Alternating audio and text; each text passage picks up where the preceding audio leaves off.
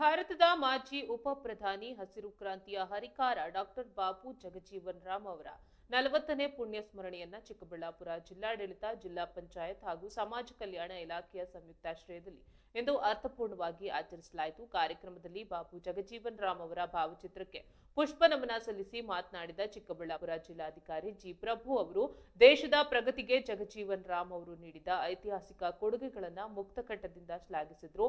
Doctor Babu Jagjivan Ram ಅವರು ಭಾರತದ ಹೆಮ್ಮೆಯ ರಾಷ್ಟ್ರ ನಾಯಕರಾಗಿದ್ರು.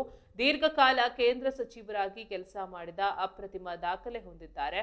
ಸುಮಾರು 8 ರಿಂದ 10 ಪ್ರಮುಖ ಸಚಿವಾಲಯಗಳನ್ನು ಸಮರ್ಥವಾಗಿ ನಿಭಾಯಿಸಿದ ಅವರು ಕಾರ್ಮಿಕ ಸಚಿವರಾಗಿದ್ದಾಗ ಕಾರ್ಮಿಕರಿಗೆ ಕನಿಷ್ಠ ವೇತನ ಹಾಗೂ ಗರಿಷ್ಠ ಕೆಲಸದ ಸಮಯವನ್ನ ನಿಗದಿಪಡಿಸುವ ಮೂಲಕ ಶ್ರಮಿಕ ವರ್ಗಕ್ಕೆ ಸಾಮಾಜಿಕ ಭದ್ರತೆ ಒದಗಿಸಿದ್ರು ಎಂದು ಡಿಸಿಜಿ ಪ್ರಭು ತಿಳಿಸಿದರು.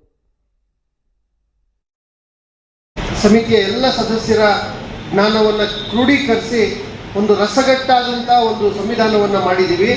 ಆದರೆ ಈ ಸಂವಿಧಾನದ ಶಕ್ತಿ ಇರ್ತಕ್ಕಂಥದ್ದು ಇದನ್ನು ಅನುಷ್ಠಾನ ಮಾಡುವ ಜನರ ಕೈಯಲ್ಲಿ ಅನ್ನೋ ಮಾತನ್ನು ಬಾಬಾ ಸಾಹೇಬ್ ಹೇಳ್ತಾರೆ. ನೋಡಿ, ಆ ಮಾತುಗಳಿಗೆ ಅಕ್ಷರಶಃ ಸ್ಫೂರ್ತಿಯಾಗಿ ಅಕ್ಷರಶಃ ಆದರ್ಶವಾಗಿ ಕೆಲಸ ಮಾಡಿದಂಥವರು ಬಾಬೂಜಿಯವರು. ಸುಮಾರು 8 ಮಂತ್ರಾಲಯಗಳಲ್ಲಿ ಮಂತ್ರಿಗಳಾಗಿ ಉಪ ಪ್ರಧಾನಿಗಳಾಗಿ ದೇಶಕ್ಕೆ ಕೆಲಸ ಮಾಡ್ತಾ ಅವರು ಹೆಜ್ಜೆ ಇಟ್ಟ ಎಲ್ಲ ಇಲಾಖೆಗಳಲ್ಲಿ ಅತ್ಯಂತ ಅವಿಸ್ಮರಣೀಯವಾದಂಥ ಕೊಡುಗೆ ಕೊಟ್ಟಂಥ ಕೀರ್ತಿ ಬಾಬೂಜಿಯವರಿಗೆ ಸಲ್ಲುತ್ತೆ. ಈಗಲೂ ಕೂಡ ಹೇಳ್ತೇವೆ, ಇಡೀ ಭಾರತದ ಇತಿಹಾಸದಲ್ಲಿ ಅತ್ಯಂತ ದೀರ್ಘವಾಗಿ ಕೇಂದ್ರದ ಸಚಿವರಾಗಿ ಸೇವೆ ಸಲ್ಲಿಸಿದಂಥ ದಾಖಲೆ ಇರ್ತಕ್ಕಂಥದ್ದು ಬಾಬೂಜಿಯವರಲ್ಲಿ ಅಂತೇಳಿ. ಅಂದರೆ ಈ ಸಂಖ್ಯೆಗಳೇನು ನಮಗೆ ಮಹತ್ವವಾದ ಅಂಶಗಳೇನಲ್ಲ, ಆದರೆ ಅವರು ಇದ್ದಂಥ ಮಂತ್ರಾಲಯಗಳಲ್ಲಿ ಆ ಸಚಿವ ಸ್ಥಾನದಲ್ಲಿ, ಆ ಕೇಂದ್ರ ಮಂತ್ರಿಯ ಸ್ಥಾನದಲ್ಲಿ ಅವರು ಕೊಟ್ಟಂತ, ದೇಶಕ್ಕೆ ಹಾಕಿಕೊಟ್ಟಂತ ಭದ್ರ ಬುನಾದಿ.